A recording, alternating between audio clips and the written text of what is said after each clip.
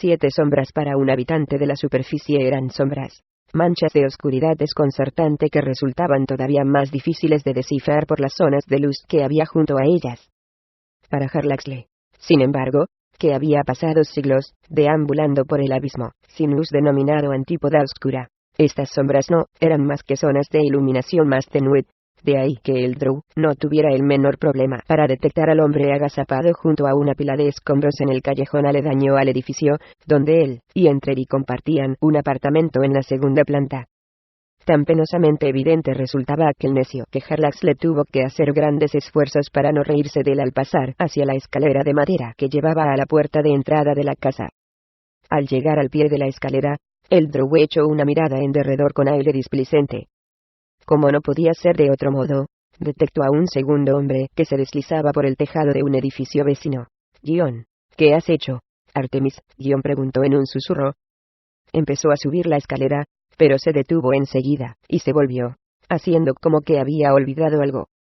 En su representación, llegó incluso a chasquear los dedos en el aire antes de desandar rápidamente el camino por el que había venido. ¿Lo estaban observando? Lo sabía. Y era probable que fueran más de 2. A pesar de todo, ¿cómo iban a sorprenderse de su decisión de entrar en la panadería de Peter con el dulcísimo aroma que salía por la puerta abierta? El rodeo del Drow tal vez hubiera engañado a quienes pretendían tenderle una emboscada, pero fue mucho más lo que le reveló a Artemis Entreri, que estaba vigilando desde su apartamento, apostado junto a la pequeña ventana que daba a la calle. Él sí entendió el significado de los movimientos algo exagerados de Harlaxle, el chasquido de los dedos, y la fingida expresión de haberse olvidado algo. Harlaxle jamás olvidaba nada. Como ya estaba en guardia, plenamente consciente de haber despertado la ira de un archimago asesino, era como si Entreri hubiera estado mirando a través de los ojos de Harlaxle en ese momento. No tenía duda de que había por los alrededores hombres de la ciudadela, y de que Harlaxle los había visto. Todo eso no hizo más que confirmar lo que Entreri había oído hacía un momento, unas pisadas leves sobre el techo de cobre del edificio de al lado. Después de esperar un poco más para ver si alguien seguía el rodeo de Harlaxle hasta la panadería de Peter, y de ver que nada de eso sucedía, el asesino volvió hacia el centro de la habitación y consideró qué acción debería emprender. Pero solo lo hizo brevemente, pues era evidente que estaba en inferioridad numérica, y la primera regla en estos casos era no dejarse arrinconar. Rápidamente se dirigió a la puerta, sacó la espada y la daga, y, abriéndola de un puntapié, la atravesó corriendo tras pronunciar la contraseña blanco, para que la magia de su trampa no lo matara allí mismo.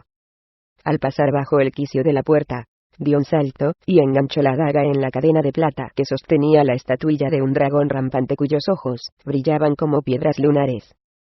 Un giro de muñeca hizo que el dragón quedara colgando un momento en la hoja de su daga. Otro movimiento ágil de la mano depositó la figurita en una bolsa, y un tercero, ejecutado con tanta precisión y velocidad que casi no se vio, devolvió la daga a su vaina.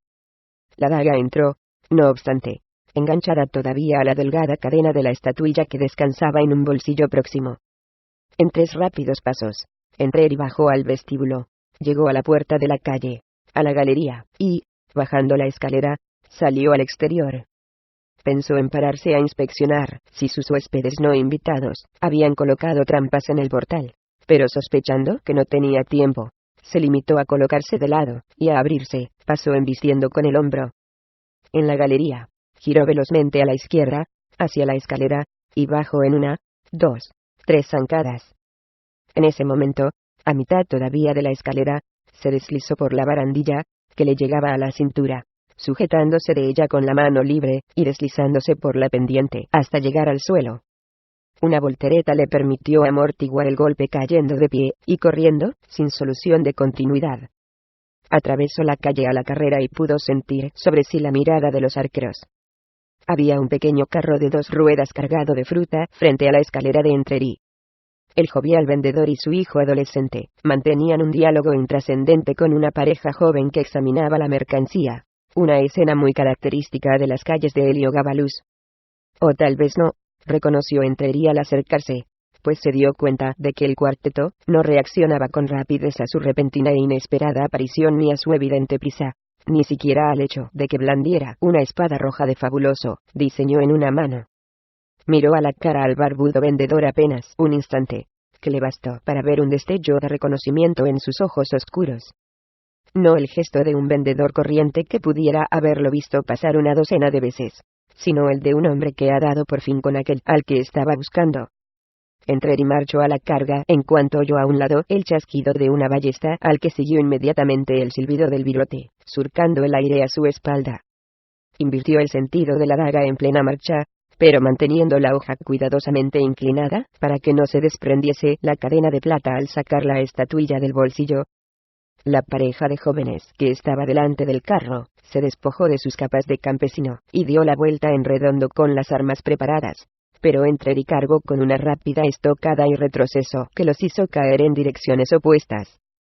Un salto puso a Entreri junto al carro, y otra acometida le permitió superar al vendedor y a los dos más jóvenes, y atravesar el espacio que los separaba de la entrada del callejón.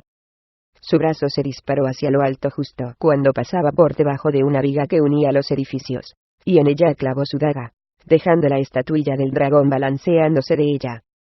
Más que correr, se lanzó en picado hacia el suelo, ya que sabía muy bien el poco margen que tenía dado lo cerca que estaban sus perseguidores. También sabía que dichos perseguidores no pronunciarían la contraseña, y no identificarían debidamente al dragón. Todavía seguía dando volteretas, y gateando cualquier cosa que le permitiera avanzar por el callejón, cuando la trampa se disparó justo detrás de él, y sintió una ráfaga gélida que lo heló hasta los huesos, y le dejó una roja quemadura en el tobillo. Trató de ponerse de pie, pero esa pierna se le quedó entumecida, y se dio de bruces contra el empedrado.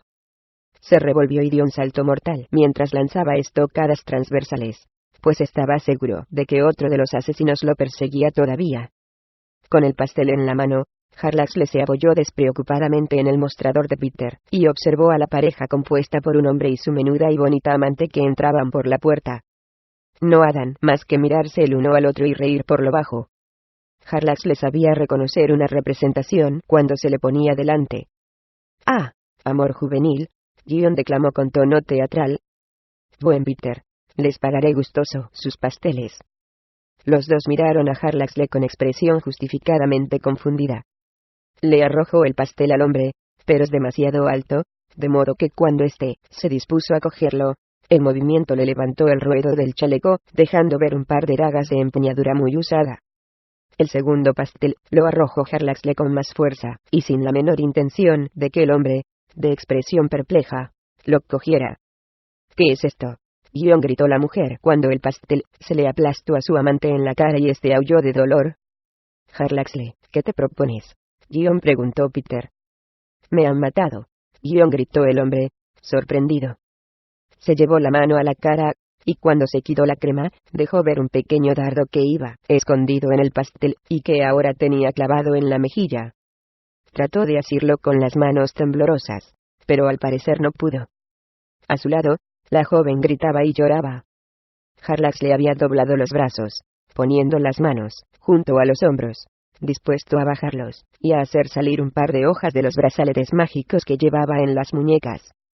Podía hacer surgir dagas con el pensamiento, y a continuación alargarlas, transformando las armas mágicas en espadas con un movimiento de los brazos. Sin embargo, no lo hizo, porque la reacción de sus víctimas no fue la que esperaba. Al menos la de la chica, porque el hombre se desplomó, como era lógico, con los ojos en blanco, y echando espuma por la boca. «Harlaxle», gritó Peter acudiendo presuroso, junto a su socio inversor. «¿Qué has hecho?». «Oh, Clairelle».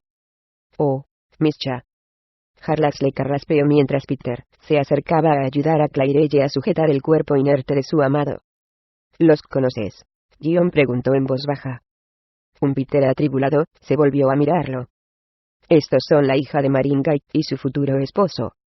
¿Son vecinos tuyos? Se van a casar en primavera, y yo voy. Iba a hacerles la tarta de bodas». «Vaya. ¿Qué has hecho?». «Solo lo he dormido. Eso es todo», explicó Harlaxle pasando al lado de los tres, y yendo hacia la puerta. «No dejes que salgan, hay asesinos sueltos». Clairelle lo golpeó, y lo cogió al pasar por la pernera de sus mallas. «Fue por su propio bien», mintió el confundido elfo. «Tu galante amado habría querido hacerse el héroe, sin duda, y te aseguro que no es el momento. Cierra la puerta, Peter, y que se queden dentro. Si salís os jugáis la vida. Jarlax le liberó la pierna. Se tomó el tiempo necesario para hacer una reverencia a la atribulada joven, y se marchó rápidamente. Salió a la calle como un torbellino, poniendo en duda de repente todo lo que había visto y supuesto. Sin embargo, al salir oyó el tumulto un poco más abajo, frente a su apartamento. Un hombre salía tambaleándose del callejón, blanco, cubierto de hielo de pies a cabeza, y caminando torpemente, con rigidez. Chocó con el carro de la fruta y el golpe hizo que se derramaran por la calle las manzanas. También las manzanas estaban congeladas, hasta tal punto que algunas se rompieron como si fueran de cristal al chocar contra el empedrado. Entreri, dijo el drow en un susurro. Se deslizó un anillo en el dedo, y cerró el puño para liberar su magia. Dio un salto en alto, de 3 metros o más, y fue a aterrizar suavemente sobre el tejado de la tienda de Peter, donde rápidamente se volvió invisible. Entreri avanzó dando tumbos hasta el extremo del callejón, que estaba cegado por un muro, delante del cual se alzaba una pila de cajas rotas y viejos muebles de madera. Había pensado en utilizar la pila para saltar la pared y salir corriendo por la calle, paralela a la suya, pero para entonces las piernas casi no le respondían, y una de ellas pasaba del entumecimiento absoluto a un dolor generalizado y ardiente. Al volverse vio al supuesto vendedor, y a su hijo inmóviles en el suelo, y cubiertos de escarcha. Un tercer asesino, uno de los que se habían hecho pasar por clientes del vendedor, estaba apoyado en la pared del callejón aparentemente congelado en su sitio, con los ojos abiertos, y las pestañas blancas de hielo. Su compañero salió a trompicones a la calle.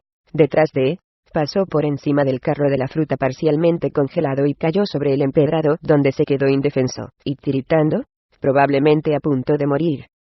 Pero ya venían más. Entreri se dio cuenta al ver un par de formas que corrían hacia la izquierda de su campo visual, al otro lado de la calle. Entreri se dio cuenta de que tenía problemas. Se apoyó en la pila de maderas para ponerse de pie, y trató de andar, pero se le torció el pie entumecido haciéndolo tropezar.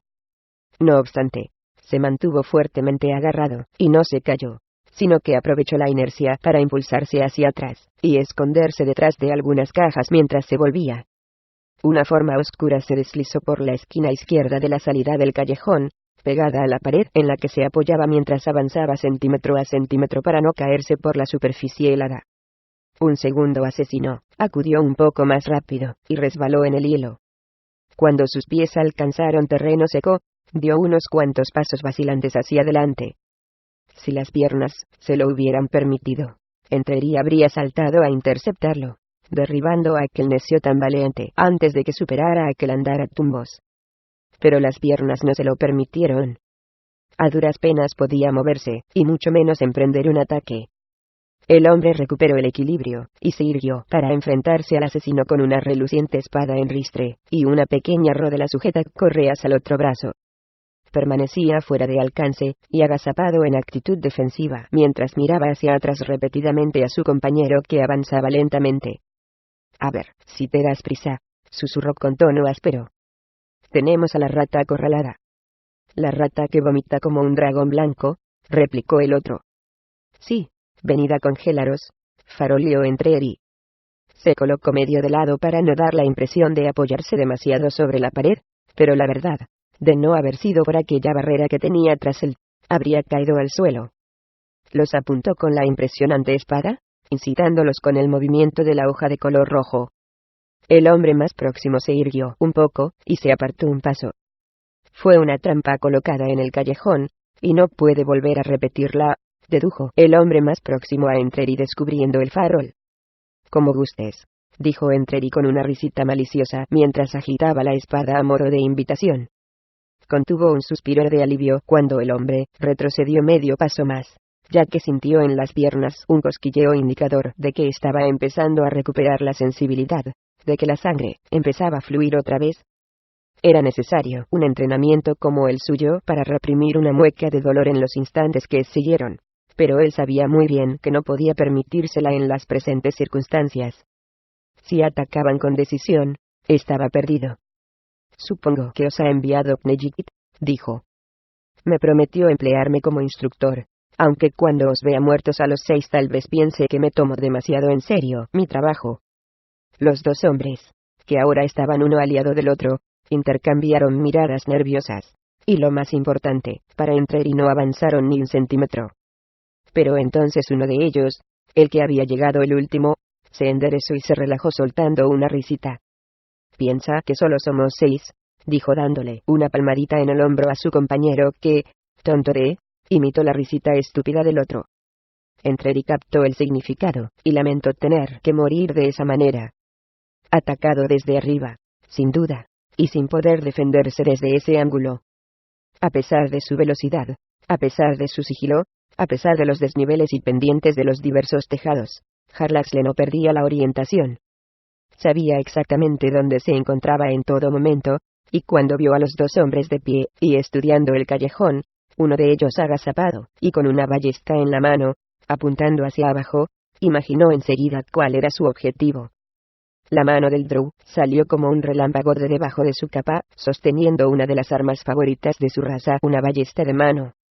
Disparó y observó, con satisfacción, cómo se retorcía el ballestero al sentir la punzada del diminuto proyectil. El otro hombre, sorprendido, miró al arquero, pero el de la ballesta no estaba en condiciones de responder, pues ya se balanceaba por efecto del soporífero veneno, y se inclinaba hacia adelante a punto de caerse. El otro lo sujetó. Harlaxle buscó en su interior, invocando su magia innata de elfo oscuro. Se presentó la forma de un globo de oscuridad absoluta que cubrió a los dos proyectos de asesino. Harlaxle oyó los movimientos, el gruñido y el grito. Contempló con gusto, aunque sin sorpresa, el movimiento hacia el borde del tejado, justo debajo del globo de oscuridad, cuando el arquero cayó hacia adelante arrastrando consigo al compañero que lo tenía sujeto. «¿Qué has hecho, Entreri?», se volvió a preguntar Harlaxle en un susurro, mientras se desvanecía en medio de los tejados tratando de encontrar un lugar desde donde pudiera tener una buena vista del callejón. Entreri reaccionó instintivamente al captar el movimiento con el rabillo del ojo. Se lanzó hacia el lado opuesto del estrecho callejón, poniendo el mayor cuidado en no perder el equilibrio, ya que aquel par de rufianes avanzaba. Aparentemente envalentonados por la llegada de refuerzos, se lanzaron a la carga. Entreri avanzó de repente, espada en ristre, mientras los recién llegados caían junto a él. No obstante, se refrenó ya que su ataque no era más que una finta, un intento de ganar tiempo para poder atender a esta nueva amenaza. De haber sido él un luchador menos avesado, la única actuación posible habría sido una carga desesperada, un intento de atravesar la barrera de los dos atacantes y salir corriendo. Pero Entreri no estaba por la labor de abandonar una pelea, ni esta ni ninguna otra. A punto estuvo de caer cuando se detuvo de forma tan abrupta, ya que todavía no había recuperado plenamente la sensibilidad de una de las piernas. No obstante, disfrazó con elegancia el mal paso, ya que cayó contra la pared del callejón y rebotó en ella para recuperar el equilibrio. Dio la vuelta en redondo, y casi quedó paralizado por la confusión al ver la madeja formada por los dos recién llegados, que se habían dado un golpe morrocotudo al caer entre los escombros. Uno yacía totalmente quieto e inerte, y el otro se retorcía de dolor, cogiéndose ora la muñeca, ora el tobillo, ora la rodilla, ya que en los tres sitios había sufrido algún grave deterioro. Entreri lo entendió todo un instante después cuando, al alzar la vista hacia el lugar de donde habían venido, vio un globo de negrura encantada que flotaba en el aire. Harlaxle.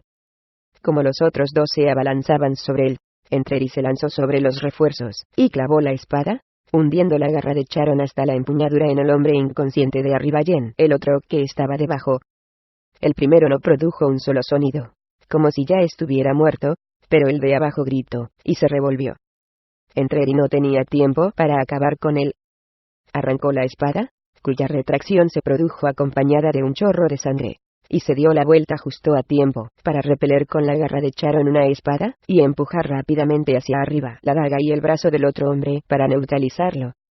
El asesino trató de aprovechar su ventaja, lanzando repetidas estocadas hacia adelante, no con la esperanza de alcanzar a sus hábiles adversarios, sino más bien para obligarlos a retroceder y conseguir un margen de maniobra, y también para poder reaccionar en caso de que el hombre de debajo de la pila tuviera todavía capacidad de respuesta. Puso el pie de atrás perpendicular a sus enemigos, y al otro que tenía adelantado. Lo movió hasta tocar el talón del delantero, donde lo afirmó y avanzó un paso. Repitió el movimiento varias veces, avanzando a pasos rápidos, y obligando a los otros a retroceder. Todavía no sentía uno de los pies, pero cada uno de sus pasos era firme y seguro, reforzado por la coordinación de un pie contra otro, y usando la pierna que sí sentía para asegurarse de afirmar muy bien la otra. Por fin, justo antes de llegar a la zona resbaladiza por el aliento del dragón, la pareja consiguió lanzar un contraataque coordinado. Se separaron más, y se colocaron levemente ladeados para tener un mejor ángulo de ataque. Entreri se dio cuenta de que se le había agotado el ímpetu. Se replegó flexionando las piernas en una postura defensiva, con las piernas abiertas y equilibradas, aunque una de ellas todavía estaba un poco rígida, y con menos movilidad de la que aparentaba. «Anda, ha matado a Wirt», gritó el bribón de la derecha, el que esgrimía la espada. «Cierra la boca, idiota», le soltó su compañero. «Os reuniréis con él, y pronto», prometió Entreri. No tenía costumbre de hablar a sus adversarios en combate, pero estaba tratando de ganar tiempo. Sentía cosquilleo y ardor en la pierna, y tenía que reprimir los gestos de dolor ante aquellas incómodas sensaciones. El hombre de la daga cargó, y Entreri trató de interceptar el ataque con la garra de Charon, pero el tipo era rápido y astuto, y retrajo el brazo fuera del alcance de la espada lanzando a continuación un segundo ataque. Él mismo no se lo podía creer, pues incluso apoyándose en una sola pierna, incluso distraído por el dolor y el entumecimiento y el equilibrio forzado, Entreri retrajo a su vez, sin problema, su espada. De hecho, ya empezó a preparar el movimiento antes de que su oponente comenzara a retirar la daga. Y Entreri sabía que en aquello había algo más que su finta. Por un lado, arremetió el otro hombre lanzando una estocada, pero la garra de Charon se cruzó en un fluido movimiento, interceptando la espada y obligándolo a retroceder. Entreri confió todo su peso a la pierna izquierda, la pierna entumecida. Tenía que fiarse de ella, y la afirmó bien, pivotando con la pierna derecha hacia atrás ante la prevista arremetida renovada de la daga. La cuchillada se quedó corta, aunque la punta del arma le rozó la cadera en el retroceso. Hay que reconocer que el atacante reconoció su error de inmediato, y saltó hacia atrás en previsión de un contraataque. Eso también lo previó Entreri, y en lugar de lanzarse en pos de, cruzó la garra de Charon hacia el otro lado, invocando esta vez la magia y de la espada, que dejó en el aire una estela de cenizas, opacas a modo de escudo visual entre él y su adversario. Sabía que instintivamente el hombre se enderezaría antes de arrastrar los pies hacia atrás, y ese fue el momento que aprovechó Entreri para dejarse caer sobre una rodilla y lanzar una estocada de través por debajo de la pared de cenizas. Sintió el impacto y el tirón del ligamento y el hueso, que se resistían al cruento tajo, antes de que el espadachín lanzara un aullido de dolor. Entreri se incorporó con un giro completo, de izquierda a derecha, que terminó en el punto preciso para encarar al hombre de la daga. Un golpe que sonó al otro lado, le reveló que el de la espada había caído de espaldas, y estaba fuera de combate al menos por un rato. Instintivamente, Entreri cruzó la espada para parar el ataque, y, como era de prever, la daga voló hacia él, y fue interceptada por la hoja roja, y sedienta de sangre, de la garra de Charon. El tipo sacó otra daga. Entreri le dedicó una sonrisa feroz. Entonces, el hombre dio la vuelta, y salió corriendo, pidiendo clemencia a cada paso. Solo consiguió dar un par de ellos antes de llegar al hielo, y resbalar cayendo de bruces. Entre gritos y tumbos siguió su camino, como si esperara que en cualquier momento le asestaran el golpe mortal. Por fin llegó a terreno seco, y se alejó a toda carrera calle abajo. Entreri se limitó a mirarlo, divertido. Un grito agudo proveniente de detrás de él, seguido por un gorgoteo, hizo que se volviera. Allí estaba Harlaxle, limpiando la sangre de una daga tras haber rematado al hombre de debajo. El drow se quedó un largo instante mirando a Entreri, preguntándole sin palabras a qué venía todo esto. Entreri se limitó a devolverle la mirada, sin responder nada. Por fin, Harlaxle desvió levemente la vista. «Encantador», dijo. Entreri siguió la mirada del drow hacia donde el muro de ceniza empezaba a disiparse. Allí, justo donde antes había estado de pie el espadachín, estaban sus dos pies, cortados a la altura del tobillo. El resto estaba más atrás, tirado contra la pared, con las manos temblorosas y ensangrentadas levantadas, pues ya había desistido de parar la hemorragia. Harlaxle se encaminó hacia donde estaba el hombre, y lo miró desde su posición dominante. «¿Te estás desangrando?», le explicó con calma. «Será una muerte lenta, pero no más dolorosa de lo que has sufrido ya. Sin embargo, empezarás a sentir frío, y no te asustes cuando veas que el mundo se vuelve oscuro ante tus ojos». El hombre se estremeció y alzó las manos implorante. «Tal vez, si te prestaras a decirnos», empezó a decir Harlaxle. El hombre negó con la cabeza con furia, o al menos empezó a hacerlo, hasta que Entreri acudió junto a su amigo, y clavó la espada en el corazón de aquel mentecato. Acto seguido, arrancó la espada, echó una breve mirada a Harlaxle, y, sin mediar palabra, atravesó el callejón para recuperar su daga y la estatuilla del dragón. «Como veo que no tratas de conseguir respuestas, presumo que ya las tienes», dijo Harlaxle. Entreri siguió su camino. Por fortuna, ya había recuperado bastante sensibilidad en la pierna izquierda como para avanzar, sin perder el equilibrio por la resbaladiza superficie del tramo congelado del callejón. 8. Dormir con dragones. Guajaja. «Que siga corriendo la cerveza», gritó Atrogate alzando su espumosa jarra, y vaciándola de una sentada, o al menos el contenido de la misma que no se vertió por su negra barba trenzada. Dejó con un golpe la jarra sobre la mesa, y se secó la barba con la manga al tiempo que sorbía un poco de la espuma sobrante. Harlaxle deslizó la siguiente jarra de cerveza por la mesa, o casi. «Sé que eran hombres de Knejikt», dijo, reteniendo la jarra, para que Atrogate no pudiera alcanzarla. «A menos que tenga una banda rival operando en el Yogabalus. Por los mocos de un goblin. Cualquier banda rival no duraría ni un día», se ufanó el enano, acompañando sus palabras con un guiño exagerado. Harlaxle dejó que la cerveza terminara su recorrido, e inmediatamente fue recogida y vaciada en la boca del enano. «Guajaja». Gion volvió a aullar a Atrogate al tiempo que repetía el golpe con la jarra en la mesa, lanzaba un tremendo eructo, y se limpiaba una vez más la boca con la manga. Al ir a retirar el brazo se dio cuenta de que tenía la manga mojada, de modo que se la metió en la boca, y sorbió la cerveza que la empapaba.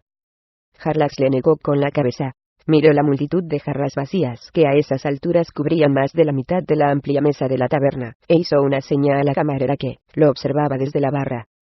Por supuesto, ya sabía que tendría que emborrachar a Atrogate para soltarle la lengua, pero no había calculado lo caro que le saldría el empeño.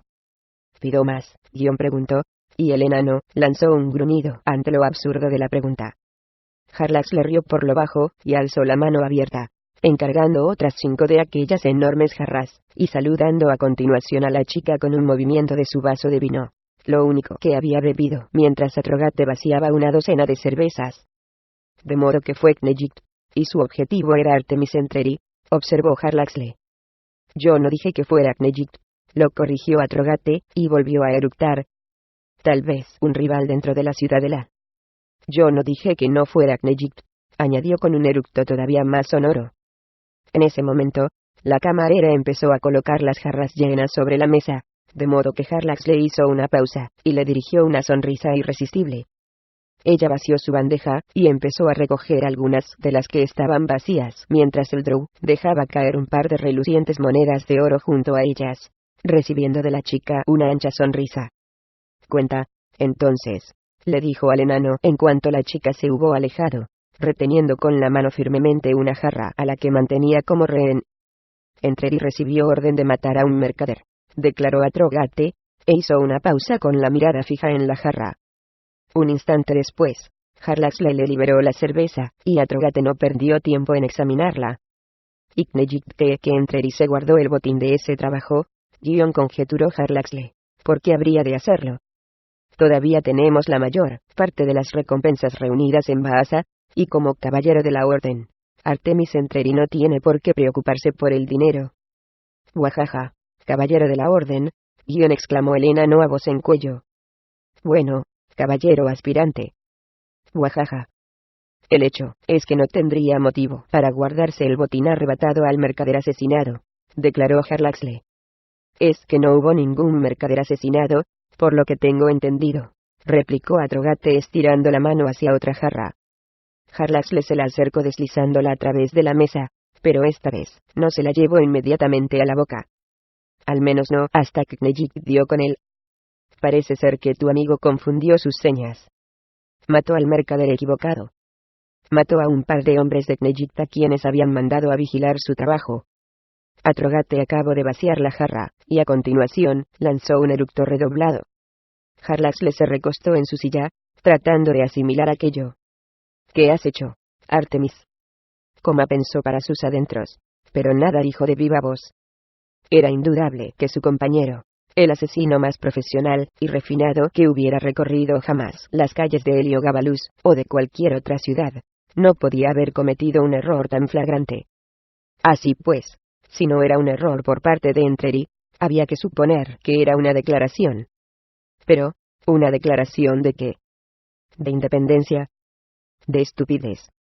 Dime, Atrogate, preguntó Harlaxle en voz baja, y con tono reposado. ¿Es suficiente el botín ofrecido por Entreri para atraer a esos manguales que llevas a la espalda? Guajaja, aulló el enano. ¿Es ese el motivo por el que has vuelto a Heliogábalus, en vez de dirigirte a Baasa? El invierno se viene encima, bobo. No tengo intención de cabalgar, exponiéndome a las ventiscas de Baasa. Se trabaja todo el verano, se bebe todo el invierno, esa es la fórmula del éxito para un enano. Pero si surge algún trabajillo fácil en Heliogábalus. Lo sondeó Harlaxle. Un dinerillo caído del cielo, digamos. Por tu Entreri. Guajaja. A duras penas cubriría la bebida que me has pagado aquí, y ahora. Harlaxle le acercó otra jarra y puso una cara de evidente perplejidad. Knejic subestima. No le concedería a tu amigo el respeto manifiesto de un botín decente, explicó el enano. Sabe perfectamente que muchos están dispuestos a cazar a Entreri solo por ganar fama. Matar a un caballero héroe. Eso equivaldría a ganar una pluma capaz de rivalizar con esa cosa que llevas en tu estúpido sombrero. Para un pretencioso, tal vez, conjeturó el Drow. O como un insulto. Sea cual sea. Pero cuando Knejic caiga en la cuenta de su error, y se quede sin pretenciosos, se pensará a lo de la remuneración. ¿Podría estar de acuerdo? ¿O no? Si supiera de qué hocico de cerdo hablas, dijo Atrogate, ¿remunerar qué? El pago, explicó Harlaxle. Cuando todos los que lo intenten con Entreri estén muertos, Knejic reconocerá la valía de su enemigo, y ofrecerá más recompensa. ¿O matará él mismo a tu amigo? Por supuesto, que yo no estoy diciendo que sea Knejic. ¿O acaso lo he hecho? No, claro que no. Atrogate aulló, y eructó y dio cuenta de otra jarra. Y si la recompensa sube, podría sentirse Atrogate tentado de probar suerte. Yo nunca pruebo suerte, piel negra. Lo hago o no lo hago. Y lo harías, si el precio fuera adecuado. Ni más ni menos que tú, supongo. Harlaxle se disponía a darle una respuesta cortante, pero se dio cuenta de que honestamente no podía rechazar el argumento, aunque, por supuesto, la recompensa tendría que ser increíblemente alta. Tu amigo me cae bien, reconoció Atrogate. Por los 9 infiernos, os aprecio a los dos. Pero aprecias más el oro. Atrogate alzó la siguiente jarra ante él a modo de saludo. Me gusta lo que puedo comprar con el oro. Solo tengo una vida por vivir. Podría acabárseme la semana siguiente, o podría durar 300 años. En cualquier caso, creo que cuanto más tiempo pase bebiendo y engordando, tanto mejor vivo. Y nunca dudes de mí, piel negra, vivir mejor es lo único que me interesa realmente. Era una filosofía que a Harlaxle le resultaba difícil rebatir. Su propio sentido de la lógica no era contrario a ella. Volvió a hacer una seña a la camarera, para que siguiera trayéndole de beber, y a continuación sacó unas cuantas monedas de oro más de la bolsa, y las puso sobre la mesa. Yo también te aprecio, buen enano, dijo al tiempo que se ponía de pie, y por eso te digo con toda seriedad que sea cual sea la recompensa que ofrezca Knejic. Sí, ya sé, si es que se trata de Knejic, añadió al ver que Atrogate estaba a punto de protestar. Sea cual sea la recompensa que se ofrezca por la cabeza de Artemis Entreri, no es suficiente para que el intento de conseguirlo te merezca la pena.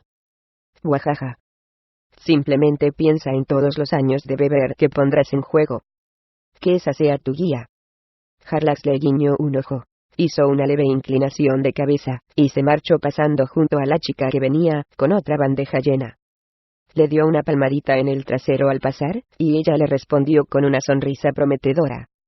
Sí, entendía perfectamente que Atrogate no se dejara ver por Vaasa cuando apretaba el frío. También a él le gustaría pasar el invierno en esta ciudad más hospitalaria. Por supuesto, a menos que Artemis Entreri ya hubiera agotado esa hospitalidad. Jarlax le salió de la taberna. Había dejado de llover, y un frío viento del norte había barrido las pesadas nubes permitiendo que se vieran las primeras estrellas en el cielo del atardecer. Tan rápido se había instalado el frío que los charcos dejados por la lluvia lanzaban vapor al aire de la noche, alzándose en fantasmagóricas volutas por toda la calle. Jarlax le separó un momento mirando hacia uno y otro lado del bulevar, examinando las volutas, y preguntándose si detrás de sus velos grisáceos acecharía algún asesino. ¿Qué has hecho, Artemis? Gion preguntó en voz baja mientras se arrebujaba bien en la capa y tomaba el camino de su casa. Sin embargo, cambió de dirección casi inmediatamente, ya que no tenía paciencia para aguardar los acontecimientos que se sucedían vertiginosos a su alrededor. Se dio cuenta de que no podía darse el lujo de mantener una actitud pasiva en todo esto. Para cuando llegó a la muralla, el anochecer ya se había adueñado de la ciudad y las sombras se alargaban para convertirse en una oscuridad generalizada. Un banco de nubes que se cernía a lo largo del horizonte occidental, derrotó a los últimos e indecisos rayos de sol dando paso a una oscuridad más precoz y profunda. Debido a ello, varias de las tiendas tenían velas encendidas, pues, aunque estaba oscuro, ¿todavía no era hora de cerrar? Ese era el caso de las monedas de oro de Ilnesarra, donde un único candelabro de varios brazos proyectaba sus luces danzantes en el gran escaparate. Los cristales bajo la luz desigual relucían. La campanilla situada sobre la puerta sonó al entrar Jarlaxle. El lugar estaba casi vacío. Solo una mujer de mediana edad y una pareja joven recorrían las vitrinas, y había una figura solitaria detrás del mostrador, en el otro extremo del local.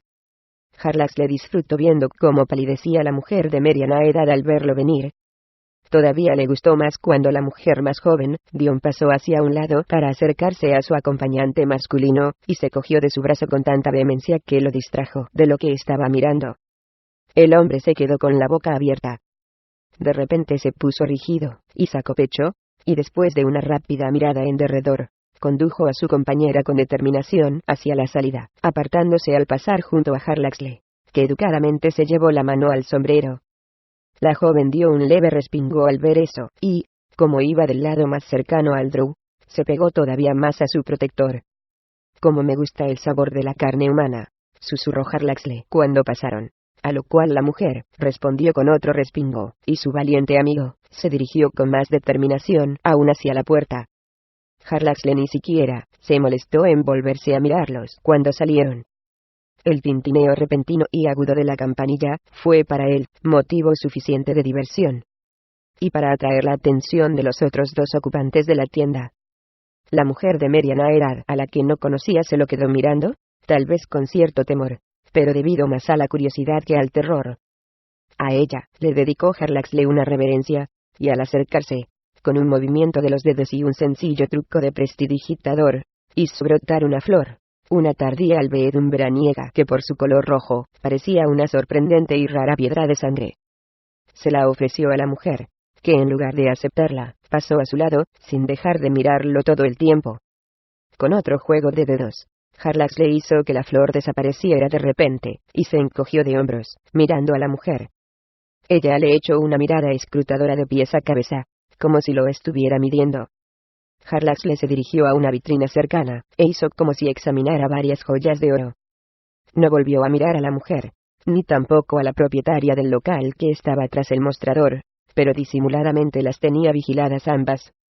Por fin oyó la campanilla, y se volvió para echar una última mirada a la mujer visiblemente intrigada. Ella ladeó la cabeza, y torció el gesto al salir de la tienda. La esposa de Gentiles Armagon, el carcelero jefe de Heliogabalus, y amigo íntimo del barón Dimianre, señaló Ilnesarra en cuanto se cerró la puerta tras la mujer. Debes tener cuidado si alguna vez te la llevas a la cama. Me pareció bastante aburrida, contestó Harlaxle, sin apartar la vista del collar que deslizaba entre los dedos, regodeándose en el peso del metal precioso. Como la mayoría de los humanos, dijo Ilnesara. Supongo que se debe al hecho de que están siempre próximos a la muerte. Están limitados por miedo a lo que puede venir a continuación, y no pueden mantenerse fuera de esas cautelas. Por supuesto, siguiendo ese razonamiento, un drow es un amante muy superior. Y un dragón, todavía mejor. La respuesta de Ilnesara fue rápida, y Harlaxle no se atrevió a poner en duda esa afirmación. Le mostró una sonrisa radiante, y se llevó la mano al sombrero. Pero daría la impresión de que ni siquiera la compañía de un dragón puede saciar el apetito de Harlaxle, añadió Ilnesara. Harlaxle se quedó pensando en sus palabras, y en la expresión algo amarga que súbitamente ensombreció las bellas facciones. Ella cruzó los brazos sobre el pecho, un gesto que a él le pareció muy impropio de ella. ¿Qué es que no estoy contento?, Gion preguntó el drow a unas sabiendas de que su pregunta sonaba demasiado inocente. Creo que estás inquieto. Mi satisfacción, o falta de ella, está compartimentada, explicó Harlaxle, que a continuación sonrió e hizo una inclinación de cabeza, pensando que tal vez fuera prudente apaciguar el ego de la mujer dragón. En muchos aspectos estoy realmente satisfecho, muy feliz de hecho. En otros sentidos, no tanto. Tú vives de emociones, replicó Ilnesara. No estás contento.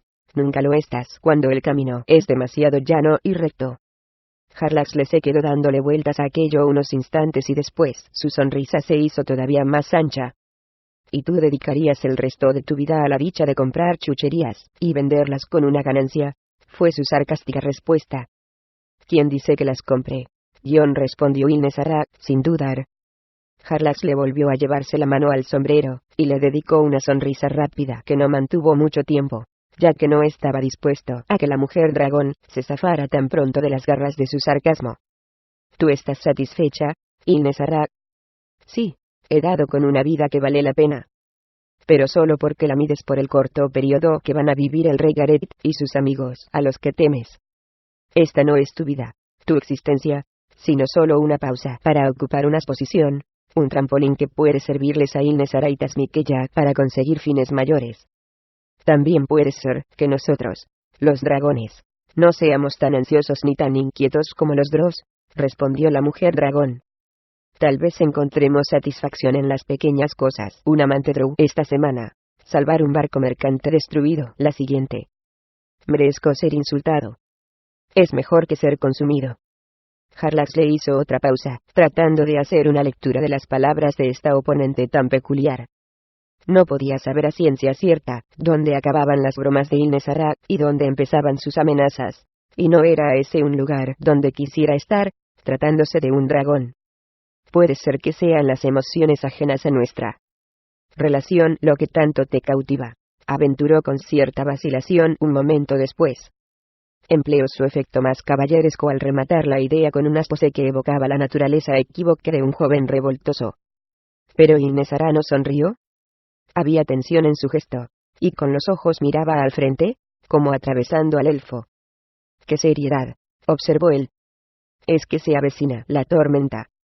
Harlaxle adoptó un gesto y una pose inocentes, de pie, con los brazos bien abiertos. Has sobrevivido a las pruebas del castillo del rey brujo, explicó Ilnesara. Y no es propio de ti limitarte a sobrevivir. Nada de eso.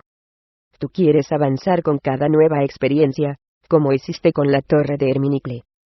A duras penas conseguí salvar la vida.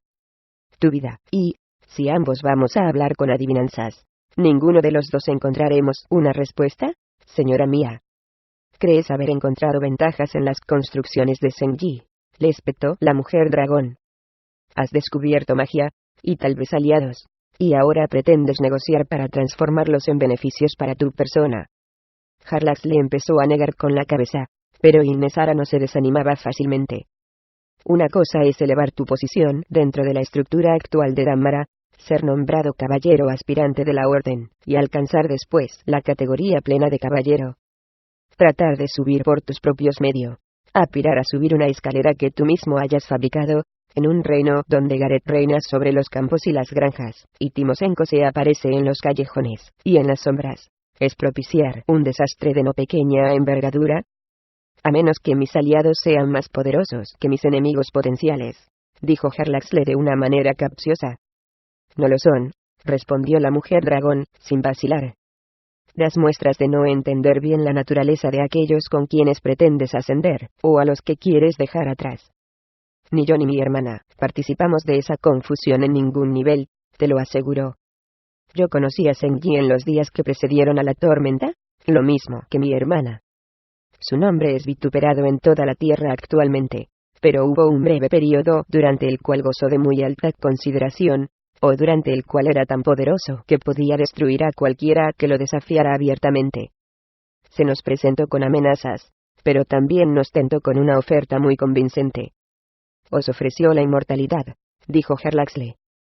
Convertiros en dracoliches. Úrsula el Negro no fue el único en quien pensó Zheng Yi, confirmó la mujer dragón. Un centenar de dracoliches irán surgiendo sucesivamente como consecuencia del legado del rey brujo. Tal vez dentro de un mes, o de 100 años, o dentro de un milenio. Están por ahí, sus espíritus inmortales, esperan pacientes en filacterías colocadas dentro de libros de creación. ¿Y qué me dices de Ilnesara? Yo elegí mi destino, lo mismo que Tasmikella, y en un momento en que daba la impresión de que Zheng Yi era imparable. Al llegar aquí hizo una pausa, y lo miró fijamente, y Harlaxle le discurrió para sus adentros el siguiente pensamiento lógico: si Zheng Yi no había podido tentar a las hermanas dragón cuando se suponía que era el poder supremo e inigualable en las tierras de la piedra de sangre, ¿cómo iba a pretender tentarlas Harlaxle ahora? Mi hermana y yo pensamos que no vamos a necesitar de tus servicios en los tranquilos meses invernales, dijo Ilnesara de repente, ni de los de Entreri. Si queréis salir de Heliogabalus, tal vez a descansar de vuestras recientes peripecias en el clima más benigno del mar de la luna, podéis iros con nuestras bendiciones. Una sonrisa de complicidad se dibujó en la cara de Harlaxle. Si surge alguna situación en que vuestras aptitudes puedan sernos útiles, y los dos estáis todavía por Heliogabalus, ya os buscaremos, continuó la mujer dragón en un tono que dejaba claro que no tenía la menor intención de hacer semejante cosa. Lo estaba despidiendo. Más aún, Ilnesara y Tasmikella huían de él, tomaban distancia. Ten cuidado, Ilnesara, se atrevió a advertir Harlaxle. Artemis y yo descubrimos muchas cosas en las tierras septentrionales. Ilnesara entrecerró los ojos un momento, y Harlaxle temió que fuera a volver a su verdadera forma de dragón, y a atacarlo. La mirada amenazadora desapareció, sin embargo, y ella le respondió tranquilamente. Suficientes para llamar la atención, por supuesto. Eso le dio a Harlaxle ocasión de hacer una pausa. ¿La atención de quién?, preguntó. ¿La tuya?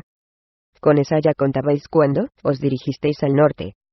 Harlaxle se tomó un momento para asimilar la respuesta, tratando de calcular a dónde quería llegar Ilnesara con ello. Pudo ver que se debatía entre la tristeza que esto le producía, y la necesidad de despedirse de él. Bueno, tal vez nos encaminemos al sur, dijo. Criado en la antípoda oscura, no tolero muy bien el crudo invierno. Tal vez sea lo más prudente. Supongo que yo, y en especial Artemis, haríamos bien en comunicarle nuestra partida al rey Gareth, razonó el Drow. Aunque no tengo muchas ganas de emprender un viaje hacia el norte, a la aldea de la Piedra de Sangre.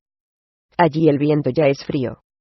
Con todo, como considero que es nuestra responsabilidad hacerlo, me gustaría mandarle recado, y este no es un mensaje que vaya a confiarle a un guardia de la ciudad. No, claro que no, coincidió la mujer dragón en un tono casi burlón que le reveló al Drow que estaba captando el jueguecito que se traía. Si alguno de los amigos de Gareth estuviera en la ciudad. Pensó en voz alta Harlaxle. Ilnesara vaciló, y le sostuvo la mirada. Sonrió, frunció el entrecejo, y asintió lentamente con la cabeza, dejándole bien claro que ese era el último favor que debía esperar de ella. Con su expresión le recordó, y le confirmó, la despedida anterior. He oído que el gran maestre Kane ha sido visto por Heliogabalus, dijo. Un personaje notable de carácter muy peculiar, creo. Un vagabundo vestido con ropas andrajosas y sucias, lo corrigió Ilnesara. Y el hombre más peligroso de toda la Piedra de Sangre. Artemis Entreri está en la piedra de sangre. El hombre más peligroso de toda la piedra de sangre, reiteró la mujer dragón con una seguridad que Harlaxle no tomó a la ligera. El gran maestre Kane. Entonces, respondió. Él transmitirá mi mensaje, estoy seguro. Él no le falla al rey Gareth, confirmó Ilnesara. Nunca, añadió a modo de advertencia. Harlaxle se quedó pensativo unos minutos. Tal vez le interese también cierta información que poseo sobre la sobrina muerta de Gareth.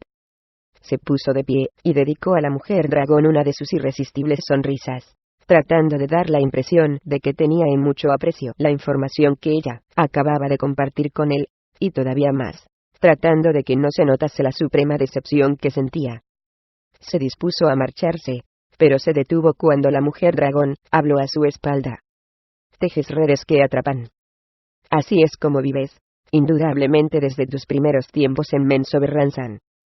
Juegas a la intriga con personajes como Knejik y Timosenko, y es un juego en el que destacas. Pero escúchame, Harlaxle el rey Gareth y sus amigos cabalgan, sin descanso, y tomando atajos, sin molestarse en recorrer las hebras sinuosas de las redes. Tu red nunca será lo bastante resistente como para detener la carga de Kane. Una vez en la calle, Harlaxle recuperó rápidamente la agilidad de su marcha. Había acudido a Ilnesara con la esperanza de atraerlas a ella, y a su hermana a sus maquinaciones. Indudablemente, ahora tenía que redimensionar su pensamiento y sus aspiraciones inmediatas sobre Baasa. Al no contar con los dragones, su posición quedaba gravemente comprometida, y más aún teniendo en cuenta la travesura que, aparentemente había iniciado Artemis Entreri. La prudencia le aconsejaba que tal vez lo mejor sería esconderse por ahora, quizá incluso tomarse esas vacaciones que Ilnesara le había sugerido. Tomar distancia y reevaluar sus oportunidades frente a obstáculos aparentemente insuperables. Harlaxle nunca se reía con más ganas que cuando se reía de sí mismo. Prudencia, dijo, arrastrando la palabra para que pareciese tener 10 sílabas, en lugar de 3. Después hizo lo mismo con otra palabra, que él consideraba un sinónimo de la primera: aburrimiento. Todo lo que había de sensato en el cuerpo de Harlaxle le gritaba que aceptara el consejo de Ilnesara, que se aferrara de la red de intrigas que cada vez era más intrincada en la región. En realidad, Harlaxle se dio cuenta de que la marea actual iba en su contra, de que en cada esquina aparecían nuevas sombras. Un hombre sensato debería recortar sus pérdidas, o ganancias en este caso, para refugiarse en terreno más seguro. Harlaxle pensó que, para esos hombres prudentes, por más que no lo supieran, la muerte era algo irrelevante, redundante. La marea crecía peligrosamente, sin duda. Ante la posibilidad de perder una combinación en el Saba, el jugador prudente sacrificaba una pieza, o abandonaba. Pero Harlaxle, por encima de todo, actuaba con osadía, de una manera que parecía incongruente, incluso insensata, y se marcaba más faroles que nadie. Que una suerte de los dados modifique el tablero, dijo, recordando un antiguo aforismo Drow que ensalzaba el caos. Según el edicto de York, cuando la peligrosa realidad acechaba por todas partes, lo que se imponía no era ni más ni menos que modificar la realidad. Sus tacones repiqueteaban sobre el empedrado, que era lo que él esperaba de unas botas encantadas, mientras avanzaba por el callejón, sin salida, dándole vueltas en la cabeza a un nombre: gran maestre Kane. Harlaxle dormía con dragones colgados del techo por los pies. No, Gion, dijo Atrogate con tono bronco. Sois murciélagos. No deberían saberlo ellos, Gion, respondió el Drow con aire inocente. No deberían saber, como lo sabía Atrogate. ¿Crees que los juglares espías no sabían nada de Cantan y del amigo enano que lo acompañó al castillo? Atrogate frunció los labios y dio la impresión de encogerse en su asiento. Sin dilación, alivió su miedo creciente con un jarro de cerveza que fue directo a su estómago. Siempre eres tan ingenuo en lo relativo a tus enemigos, Gion, insistió Harlaxle. No son mis enemigos. No he hecho nada contra la corona, ni contra nadie que no me haya obligado a hacerlo. Harlaxle sonrió al oír aquellas palabras que le resultaban familiares, pronunciadas con acento enano, pero muy similar a lo que decía Entreri. El ajuste de cuentas se avecina, advirtió el Drow. Eyeri, la sobrina de Gareth, está muerta. Todavía me pregunto cómo pudo suceder. los detalles no les importarán a los amigos de Garrett. Se podría decir lo mismo de los amigos de Knejict, si hago lo que me pides que haga. Yo diría que todo lo contrario, replicó Harlaxle. La complicidad de Ellery mitigará el golpe para Knejict. ¿Le harías un favor? Atrógate lanzó un bufido, y le salió un poco de cerveza de la peluda nariz. Mi pequeño amigo, has prosperado gracias a haberte mantenido al margen de la red tejida por tus marrulleros amigos. ¿De qué 9 infiernos me hablas? Tú formas parte de ellos, pero te mantienes fuera, le explicó Harlaxle. Sirves a la Ciudadela, pero no maquinas con la Ciudadela. No hay nada en el pasado de Atrogate de lo cual deba responder ante la corte del rey Garrett, de lo contrario, habría sido llamado hace tiempo a responder de ello. ¿Sería llamado ahora? Sí. Te mueves en el canto de una moneda, lo mismo que yo, y ahora, del primero al último, todos están dispuestos a combatir. ¿Cómo de estrecho será tu margen cuando empiecen a llover los golpes? Supongo que demasiado estrecho para no perder pie y tener que caer de un lado o de otro. ¿Cuál será entonces? Si estás pensando que Knejict es el último, entonces tu amigo ya se habrá colocado el primero, le recordó el enano. Esto no tiene nada que ver con Artemis Entreri, replicó el Drow. Se trata de Harlaxle y de Atrogate. Deslizó otra jarra hacia Atrogate y, como de costumbre, todavía no había dejado de deslizarse cuando el enano ya la había cogido y vaciado en su boca. Harlaxle continuó, en Mensoberranzan, mi ciudad, hay un proverbio que dice Peinenil Neneuraeli. Realmente suena gracioso, por la forma en que lo dices. En la verdad, las ataduras se disuelven, tradujo el Drow. Ahora sientes las cadenas de la preocupación, amigo mío. Disuélvelas. La verdad no le va a gustar. Pero es lo bastante sabio como para no culpar al mensajero. Atrogate respiró hondo, después vació otra cerveza. Golpeó con las manos abiertas en el borde de la mesa, y se puso de pie. Él es el que paga, le dijo a la camarera señalando a Harlaxle. Peinenil Neneuraeli, dijo Harlaxle en un susurro, mientras Atrogate se embarcaba en su misión de encontrar a Kane. Su traducción del proverbio Drow había sido exacta, pero incompleta, ya que las ataduras a las que se refería no eran las cadenas de la preocupación, sino los límites de la carne. Anuncia tu llegada, se repetía Atrogate, para sus adentros una y otra vez. Tal vez no fuera prudente sorprender a un monje gran maestre. Colocó la destartalada escalera de madera ante la pared de la posada, y la apoyó ruidosamente contra el alero del tejado. En las posadas se alquilan habitaciones. Iba rumiando con voz ronca mientras subía. En ellas hay camas, y en ellas te posas para dormir. Por eso se llaman posadas, y son para dormir dentro y no fuera. A cada escalón, golpeaba más fuerte con las botas, y así iba subiendo para poder observar por encima del alero del tejado. A unos 4 metros del borde, dando la espalda a una chimenea de piedra, estaba sentado el monje. Tenía las piernas plegadas bajo el cuerpo, las manos sobre los muslos con las palmas hacia arriba. Su postura y su equilibrio eran perfectos, y parecía más un elemento del edificio, igual que la chimenea, que una criatura viva. Atrogate se detuvo, a la espera de una reacción, pero al ver que pasaba 1 minuto y el monje no hacía ni el menor movimiento, el enano se alzó apoyando torpemente el torso sobre el tejado levemente inclinado. Eructó cuando la barriga, que le había aumentado en los pocos días que llevaba en Heliogabalus, se apoyó contra la cornisa. ¿Estás durmiendo?, preguntó mientras se alzaba para quedar apoyado sobre las manos y las rodillas. Al hacerlo, una de las cabezas de sus manguales se balanceó, y estuvo a punto de golpearlo en un lado de la cara, pero él se limitó a soplar de lado como para apartarla. Pienso que un amigo del rey Garrett debería tener una cama mejor. ¿Es que el rey no paga mucho actualmente? Kane abrió un ojo para observar al enano. Y me sorprende que no tengas guardias, se atrevió a decir Atrogate al tiempo que se ponía de pie con dificultad. Al hacerlo, se dio cuenta de que las placas de pizarra que tenía alrededor estaban sueltas. No, no es que estuvieran sueltas, sino que eran placas falsas colocadas sobre la verdadera pizarra del tejado. Oh, por el atronador trasero de Clangeddin, tuvo tiempo de decir antes de perder pie y caer de bruces, y a continuación deslizarse tejado abajo. Fue a caer al callejón lleno de desperdicios, con escalera, y todo, moviendo inútilmente los brazos y las piernas mientras los manguales le daban porrazos por todas partes. Se puso de pie, y en 4 saltos, giró en redondo, estudiando cada una de las sombras que había a su alrededor. Si alguien había sido testigo de tamaña humillación, a Atrogate no le quedaba más remedio que matarlo. Cuando comprobó que su nada ceremoniosa caída había pasado desapercibida, plantó los brazos en jarras, y miró hacia el tejado. «Maldito monje», musitó mientras recogía sus manguales.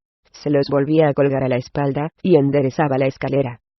Se habían roto un par de peldaños, pero decidió que todavía podía servir. De modo que volvió a colocarla contra la pared y reinició su cuidadoso ascenso, tratando una vez más de anunciar su llegada. Al llegar al borde del tejado, estiró un brazo, y tanteó la pizarra. «Ya no hay peligro, enano», dijo Kane, sin modificar su postura ni abrir los ojos. «Una buena trampa», replicó Atrogate mientras subía paso a paso, centímetro a centímetro, tanteando cada palmo de terreno antes de apoyarse en él. «No podrías contratar a unos cuantos guardias, y dejar las trampas para los apestosos ladrones». «No necesito guardias. Estás solo aquí arriba. ¿Por qué no estás en una habitación?» «Estoy en la habitación más grandiosa de todo el universo, mirando las lluvias que se avecinan». «No de verlas estar cantando eso, entonces». «Yo no te he invitado a venir, enano», respondió Kane. «No deseo compañía. Si vienes con algún propósito, di cuál es. De lo contrario, márchate». Atrogate entrecerró los ojos, y cruzó los robustos brazos sobre el pecho. «¿Sabes quién soy?», preguntó. «Atrogate», respondió el monje. «¿Conoces mis hazañas?». No hubo respuesta. «Nadie se ha cobrado más muertes en la muralla», declaró Atrogate. «Al menos nadie que se haya molestado en contarlas», fue la tranquila y exasperante respuesta. «Estuve en el castillo al norte de Palischuk», añadió el enano. «Y ese es el único motivo por el que te permito que me molestes ahora», dijo Kane. «Si has venido a hablar conmigo sobre esa aventura, te ruego que lo hagas. De lo contrario, vete, por favor». A Atrogate se le bajaron un poquito los humos. «Bien, eso está bien», tartamudeó. «De no ser por ese viaje no tendría nada que tratar contigo». «¿Nada que quisieras tratar conmigo?», replicó Kane con tono calmo y confiado. Eso hizo que el enano se encogiera un poco más. «He venido a hablarte de Eyeri». Kane abrió los ojos, y volvió la cabeza. Repentinamente parecía muy interesado. «¿La viste caer?». «No», admitió el enano, «pero vi caer a Kantan. Cayó a mis pies. Lo mató Artemis Entreri». Kane ni siquiera parpadeó. «¿Lo estás acusando?». «No», aclaró Atrogate. «Fue un combate que inició Kantan. El necio del mago trató de matar a los semiorcos». El enano hizo una pausa para ordenar sus ideas. «Debes saber que Kantan no estaba dispuesto a seguir las órdenes del rey Gareth. ¿Tenía motivos ulteriores para ir al castillo?».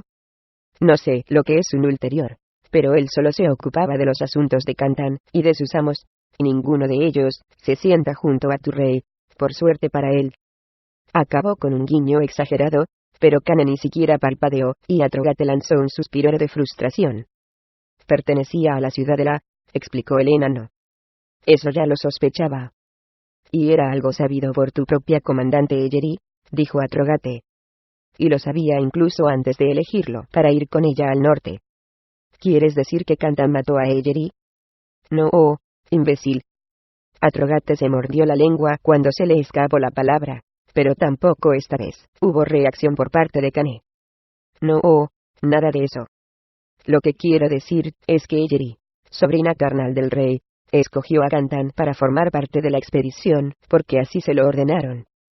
Si piensas que ella era un paladín de tu orden, te equivocas totalmente. Lo que me estás diciendo es que Eyeri tenía conexiones con la ciudadela de los asesinos». Sumó 2 dedos, y otros 3 y formó un puño para metértelo en la cabeza.